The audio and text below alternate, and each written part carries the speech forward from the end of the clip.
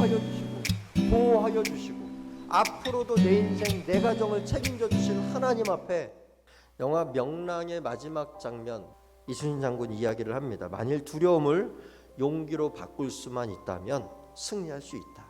그런데 이미 아모리 사람과 가나안 사람은 두려움에 쌓여 있으니 여세를 몰아 계속 전진해야 되는데 할례를 명하고 있습니다. 왜 하나님께서는 이렇게 중요한 시기에 이런 위험을 무릅쓰고 이런 명령을 내리시는 것일까? 사실 이스라엘 백성들에게 할례는 중요하긴 합니다. 출애굽 1세대들은 애굽에서 다 할례를 행했어요.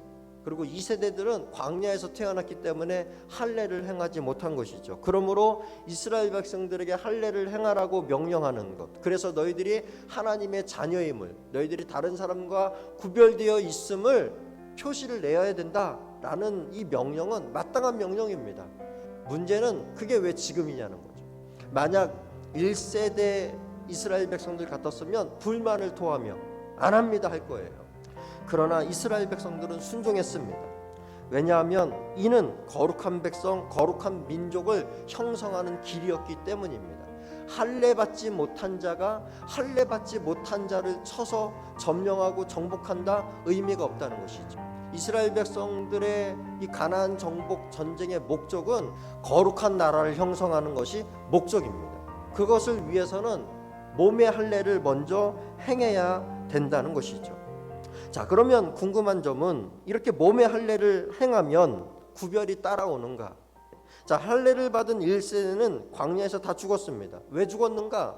6절에 말씀하죠. 이스라엘 자손들이 여호와의 음성을 청종하지 아니함으로. 그래서 이 출애굽 2세대들에게 요구하는 할례는 단순한 표식이 아니라 순종을 요구하는, 하나님의 말씀에 온전히 순종하는 요구로서 할례를 명하신 것입니다. 그래서 하나님은 온전한 순종을 위해서 전쟁하기에는 가장 적합한 시점, 또 반면 적들이 지척에 있는 상황에서 이스라엘 백성들에게 할례를 명령하신 것입니다. 왜냐하면 이 할례를 순종한다는 것은 결국 이건 진짜 순종이죠. 목숨을 거는 순종이잖아요. 완전한 순종 아니겠습니까? 저는 이렇게 목숨을 걸고 순종하는 이스라엘 백성들을 바라보면서 오늘날 우리가 하나님을 정말로 마음을 다하고 뜻을 다하고 목숨을 다해서 사랑하는 예배자로서 예배를 드리고 있는가를 생각해 보게 되었습니다. 특별히 우리가 주일날 모여서 하나님 앞에 예배를 드립니다. 이날 세상 사람들은 어떻게 지냅니까? 주말이라 하여 쉬기도 하고 놀러 가기도 합니다. 그런데 우리 성도들은 교회로 모이죠.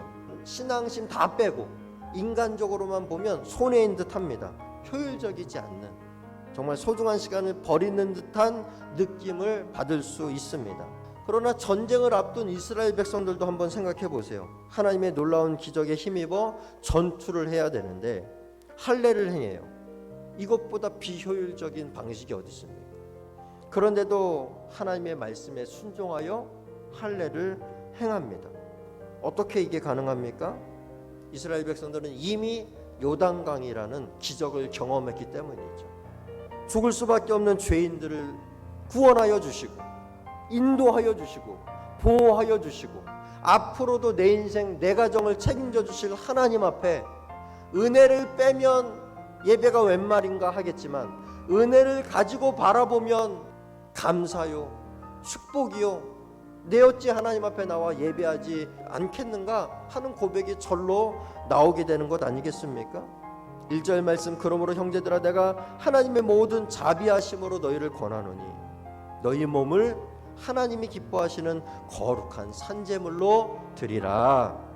여호수아 5장에서는 할례를 행했습니다. 할례가 뭐예요? 한마디로 말하면 몸을 드리는 거예요. 예배도 몸을 드리는 거예요. 왜 나와서 뭐예요? 예배만 드려요? 인사하고 안부 묻고 사랑의 교제를 하고 밥도 먹고 선행을 격려하고 섬겨주고, 이게 다 몸이 나와서 해야 되는 거잖아요. 무심코 내뱉은 말 별일 없으셨어요? 그 말 한마디 때문에 어느 사람들은 눈물이 왈칵 쏟아지기도 하고 눈물이 맺히기도 하는 거 아니겠어요? 그럼 어떻게 해요? 차 한 잔 붙들고 자리에 앉아서 어려운 이야기 들어주고 함께 울고 위로해주고 격려해주고, 이게 몸이 나와야 할 수 있는 일 아니겠습니까? 그게 예배라는 거예요. 너희는 이 세대를 본받지 말고 오직 마음을 새롭게 함으로 변화를 받아 본받다는 단어는 컨폼이죠. 틀을 따른다라는 뜻을 가지고 있죠. 뒤에 나오는 변화는 트랜스폼이죠. 틀은 똑같은데 틀을 바꾸느냐, 틀을 따라가느냐. 하나님을 믿는다는 것은 폼을 바꿔야 되는 거죠. 꼭 그렇게 살지 않아도, 남들처럼 살지 않아도 우리에게는 다른 길이 있어서 그 다른 길을 찾아가는 사람이 예배자의 인생인 것입니다. 물론 쉽지 않죠. 그래서 우리가 이 하나님의 뜻, 하나님의 마인드, 하나님의 틀을 가지고 살기 위해서는 무엇을 가져야 되는가? 오직 마음으로 새롭게 변화를 받아.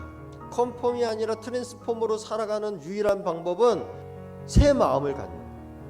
오직 마음이 새롭게 변화를 받으면 우리는 트랜스폼으로 살아가는 거예요. 하나님 기뻐하는 삶을 살아가는 거예요. 그렇게 몸이 나와서 첫째는 하나님 앞에 나와 예배하고, 몸이 움직여 말씀의 삶을 살아가고, 그 몸이 움직여 성도들을 사랑하고 권면하고 위로하고 격려하고, 이게 하나님께서 기뻐하실 만한 예배자의 삶, 복된 삶 아니겠습니까? 여러분, 공동체 예배를 아름답게 만드는 것은 1차적으로 몸이에요. 몸의 신앙으로 참된 예배자로 하나님 앞에 몸을 드리고 마음을 드리시는 믿음의 성도 되시기를 주님의 이름으로 축원합니다.